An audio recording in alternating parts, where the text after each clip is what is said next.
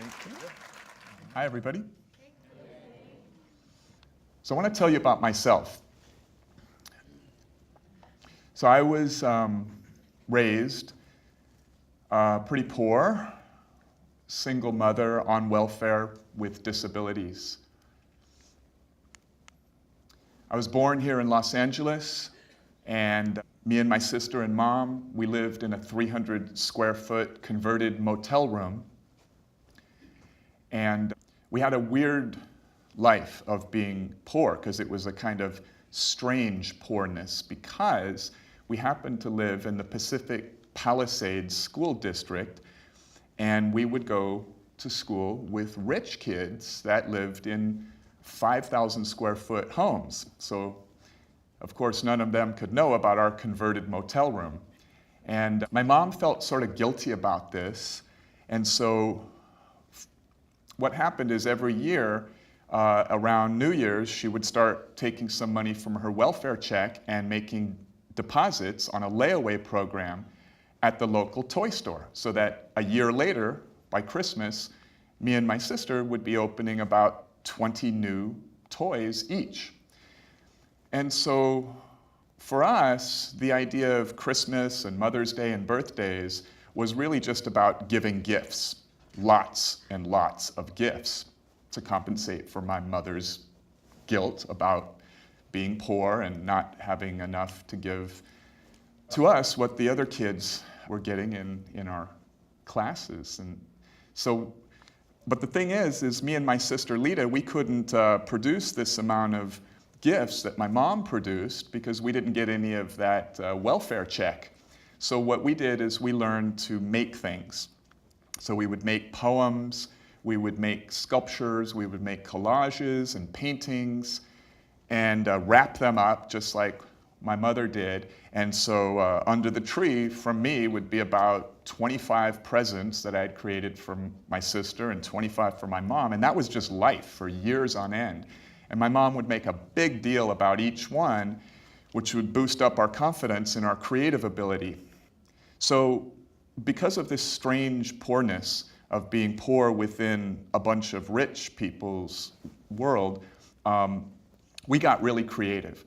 And I used to think a lot, because after all, I grew up during the Cold War. So I used to think about how there were two paths the world can go down. It can go down what I used to think of as the scary path, the Armageddon path, right? Or the fun path, as I called it. And because I had these oversized creative muscles in my brain, because of how we were raised, it just seemed so trivially simple to me that it's like a big puzzle. It's just a big fun game as to where we go, down the scary path or the fun path. And to steer yourself down the fun path, you have to crack the code. You have to hack the system. You have to be creative and solve the puzzle. So I got a little older and I started college, and I pretty much just couldn't stand it because it was too rote and controlled and paced for me, because I really had this anxiousness inside of me that I wanted to create change, but it had to be big change. I wanted to do fast, big, now. And so I started Irwin Naturals. That was 1994 at our first office on Washington Boulevard. So change for me in this time of my life was about mental and physical health. And since I couldn't get into the pharmaceutical industry and didn't understand even at that time that it was unhealthy, I started the company at the point in our history where the federal government changed the laws in 1994, and so it was good timing. And I started right off the bat using my strange way of doing anything other than what everybody else is doing. And so always cracking the code or doing things upside down. And so we did interesting marketing things, and we grew. In 2 years, we were in our next office, and we were bigger. But then, after doing that for 15 years, something changed in my heart, like in a very abrupt way. And it started this one day when I took my daughter Kesley for her 10th birthday to escape Earth's gravity for 15 times, for 30 seconds at a time, in a hollowed out airliner that does 15 parabolas, where for 30 seconds you have zero gravity. And on that flight, I met Peter Diamandis, who was the co-owner of that company, but he was also the founder of the X Prize Foundation. So Peter at that time wanted to start Singularity University, which would be a place that would study the convergence of strong AI, genetics, nanotechnology, robotics, basically any technology riding the exponential growth of the expansion of our digital capability to solve specifically the world's grand challenges. So it was a place to set up not so much to make high tech, to make money, but to tackle problems like global warming or malnutrition. And so I got together in that building, NASA's Ames Research Center, with about 30 people. And there was some stuff that Larry Page, the co-founder of Google, was saying that really just inspired me, because all these guys were coming together trying to create change. And I had been sort of underwater building a business for 15 years. And it reminded me, listening to these people talking about changing the world, it reminded me of my earlier thoughts about the big, big issues, big missions, giant missions, the idea of how do we steer the evolution of our global society from what sometimes seems like we're going down the scary path to the fun path. And so what happened in a very short couple days is I just made a decision to quit business. I decided I was not going to work at Irwin Naturals anymore, and I walked up to my assistant Stephanie's desk and I said, I'm going to spend the rest of my life trying to create global impact, with no focus whatsoever on money, and I really want to do that by focusing on the theory of everything, the unification theory that underlies all of technology and all of reality itself, because that's got to be the biggest cipher or key. Do you want to come? Because she had been there at that point for many years. And she said, okay, well, that kind of sounds like an adventure. Let's do it. So we left. And we set up quantum gravity research, where we work with about 15 to 20 PhD mathematicians and physicists working on this crazy outside-the-box approach to unification physics.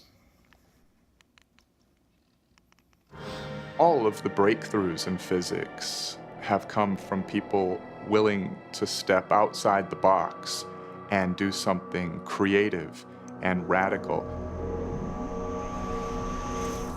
Hi, my name's Klee Irwin. I'm the director of quantum gravity research, working on a theory of everything called emergence theory. What is reality? Is reality made of energy? And if so, what is energy? Is reality made of information? And if so, what kind of information? Is it binary, made of zeros and ones? Is the universe a binary computer? Perhaps understanding the deepest secrets of nature at the smallest scales will be like having the keys to the kingdom.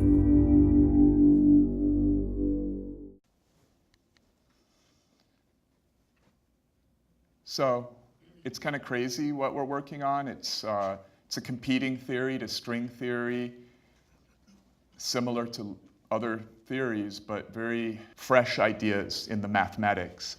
And hopefully it's crazy enough. Since I left 10 years ago, health-wise, America has gotten worse. Many forms of cancer have been increasing. It's not entirely clear why. We're up to 50,000 deaths per year and counting of people dying from opioid use, that are the prescription opioids that get into the street, and then the people who die with real doctor prescriptions. And it's never been so high. When I left Irwin Naturals, much fewer than half of the country was on prescription drugs. Now we're up to 55% of the entire population is on prescription drugs with their harsh and dangerous side effects. So for me, it looks as though things are getting worse in these health-related ways. Mental health, we're at the highest levels of PTSD.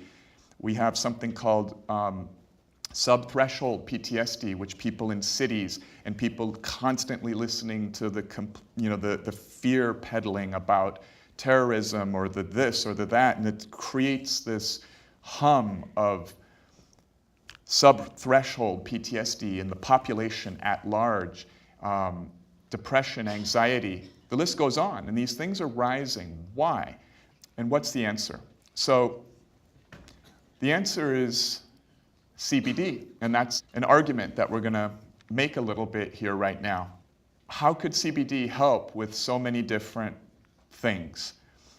Well, the answer to that question starts with the discovery of the endocannabinoid system in 1992.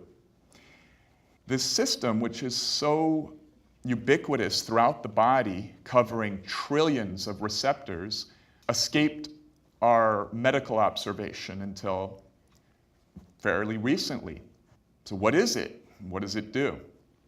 Well, what it does is it's a system of creator molecules where the same molecules in cannabis called cannabinoids are produced endogenously in your body, so they're called endocannabinoids, which means inner-produced cannabinoids.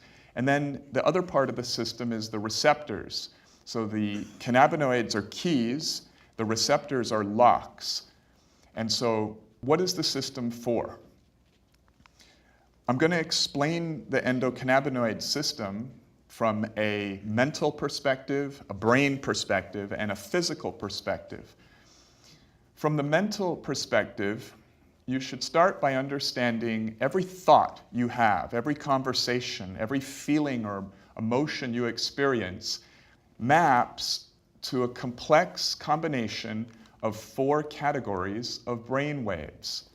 The highest frequency, choppy ones at the top, are beta. You're in a beta state when you're feeling fearful or when you're worried about what people think or when you're really pushing your body-mind to focus in a less than relaxed way.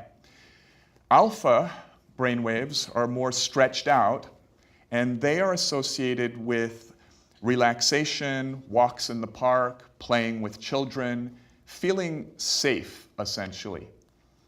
It turns out that in a large number of clinical studies, that when people bump up their alpha brain waves, they score higher on creative problem-solving tests. They're smarter in the creative sense. And then the other 2 wavelengths are associated with ultra-deep relaxation and then sleep. So when you think about how you're built as an organism, you're built to mostly be in the sweet spot of alpha.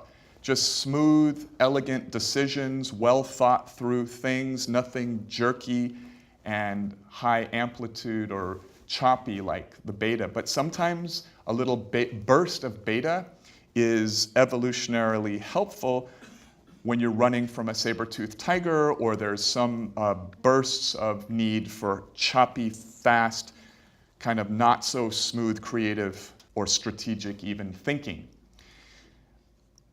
But that's not how we live, is it? We constantly live in a state of high alert, and it's because of the media and the stories they tell, whether true or false. They are stories. You absorb them at conscious and subconscious levels.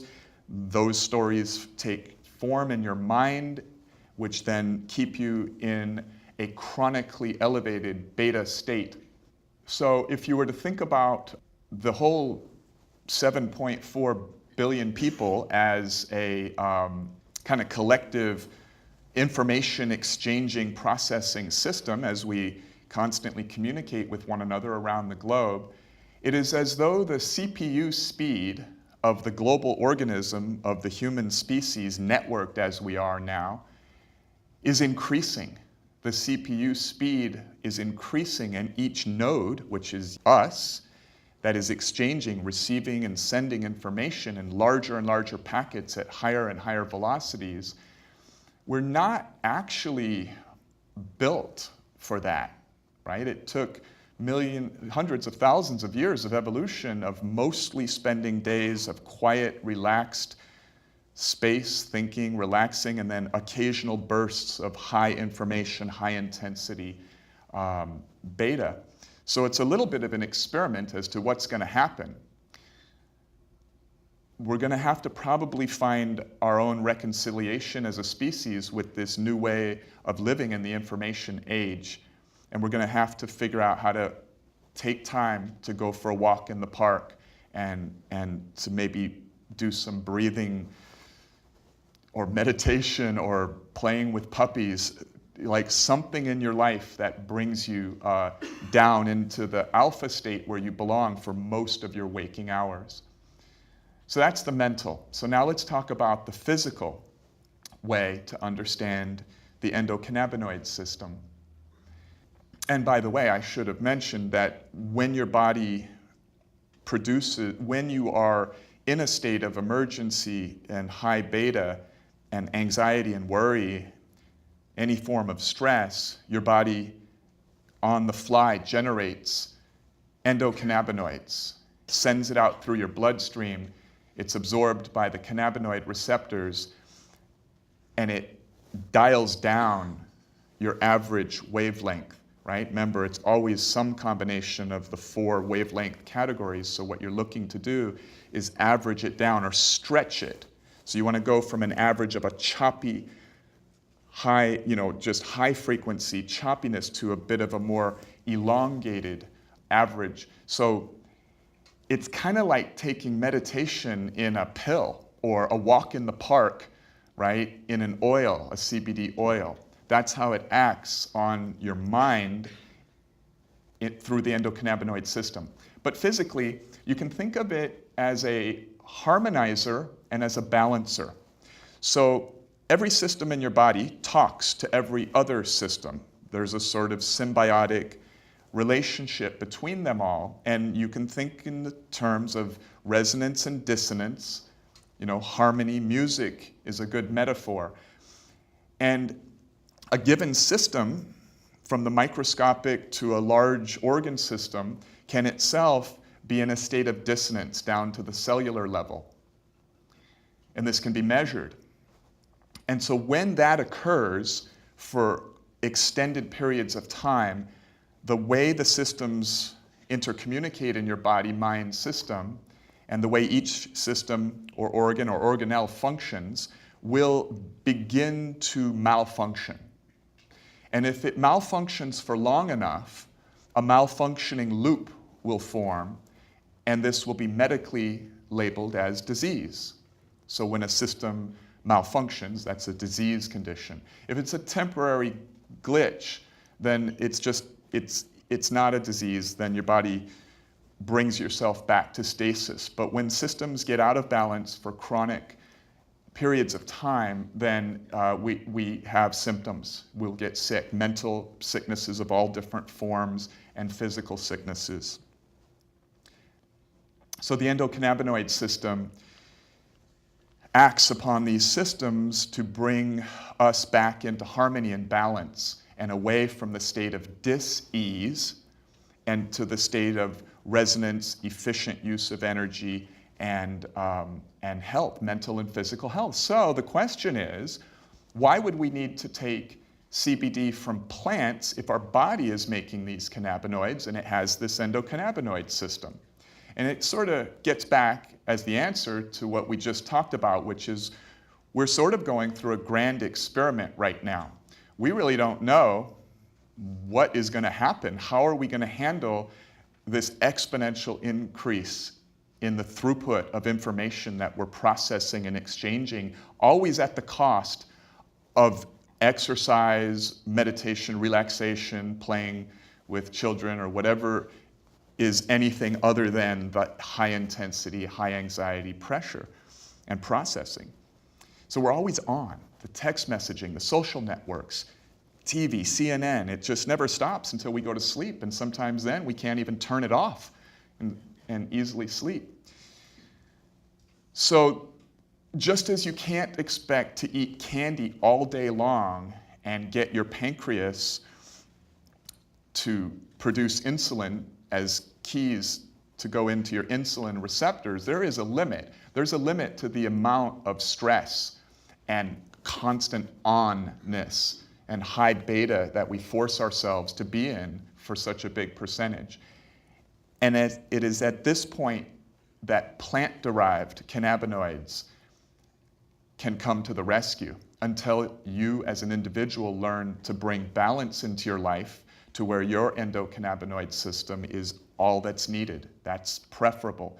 But until you get to that level, to supplement with a boost of cannabinoids to augment the system, and then every time you do that, it pushes you back down into a more alpha state. It gets the systems in your body to harmonize, and your body has intelligence or memory. And then your body says, oh yeah, we forgot about that pattern. Yeah, right. So patterns in the body, as I said before, become loops. So self-reinforcing feedback loops. And a negative feedback loop would be one of these chronic states where you literally forget how to be at peace, how to have that Zen calmness that people who live in nature or rural communities have. So CBD teaches us that. In the last several thousand years of recorded history, there have been 5 and only 5 plant molecules that have graduated to the rarefied pantheon of herbs or molecules made from plants that are used at a near ubiquitous level around the world, a double-digit percentage of the population. And of course, the first is sugar. But there was a time when we didn't know how to synthesize sugar molecules, and ultra-sweet stuff was a great rarity, right? In Europe, I mean, only the wealthy could have, you know, this imported sugar, because other than that, it was just honey. And honey is not so easy to produce in mass quantities. And so people didn't experience ultra-concentrated sugar. So that's gotten into the world as a plant molecule at a ubiquitous level. That's the first one. And the next one is booze, alcohol, made from plant. You take plants and you do a chemical process and you get a molecule. So alcohol is a plant-derived molecule that has achieved membership into the big 5. And the other is chocolate, theobromine, the feel-good molecule. More than 10% of the world's population has used or is using chocolate. The next is tobacco. Not so popular these days in California, but still popular around the world, and it has made its way securely into the big 5. And of course, let us not forget caffeine. So CBD is the 6th. Not quite yet, but I'm predicting that. And you'll see signs, probably midway through next year, that this prediction just might come true. You'll see it trending very steeply, very quickly. So we have 3 words that you might want to be familiar with: marijuana, hemp, cannabis. Only one of the 3 words is a scientific word, a botanical word, and that's cannabis. So be clear that cannabis is what you say when you want to use the plant species. And when you want to distinguish between the stuff that gets you high and the stuff that doesn't get you high, you use the legal terms called marijuana when the cannabis plant has greater than 1/3 of 1% THC in the dry weight of the plant. And when it has less than 1/3 of 1%, you call it hemp, same plant. This plant molecule I'll call it what it is. It's a plant medicine. And this plant medicine is appearing, and a picture is starting to unfold scientifically. We have 10,000 clinical studies in the literature now about the myriad of mental and physical disease conditions that this one plant molecule, because of how it goes through the master balancing system, it doesn't approach a disease condition or an organ or a system directly. It just balances and harmonizes and brings the endocannabinoid system into action by supplying its keys, the cannabinoids, and then that system does what it's supposed to do, which is it brings you back down to a state of alpha, which helps impact thousands of mental disease conditions. It harmonizes body systems, which treats countless physical disease conditions. At this point, it appears that this one plant medicine profoundly deals with over 20,000 different disease conditions. So this is like nothing that we have ever sold.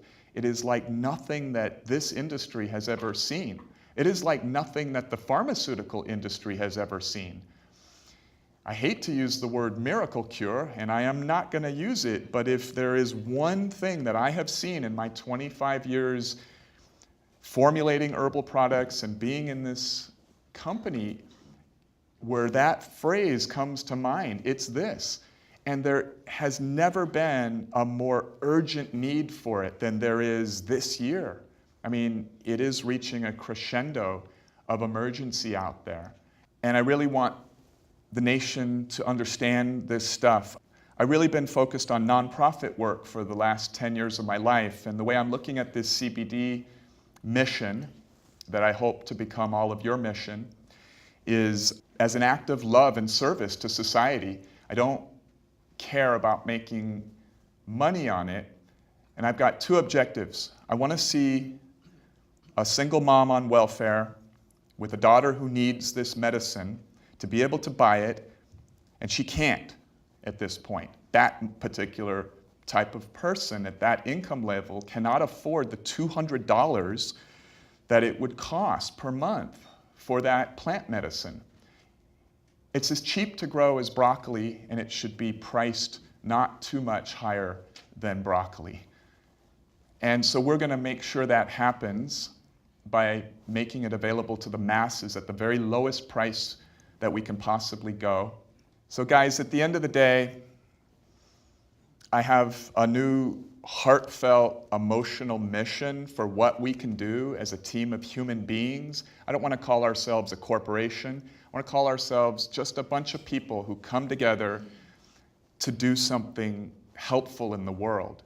And the helpfulness that we can do right now is on such an emergency level. It really is, because the government is not about to fix the problem, and Big Pharma is not about to fix the problem. And so we can make a dent.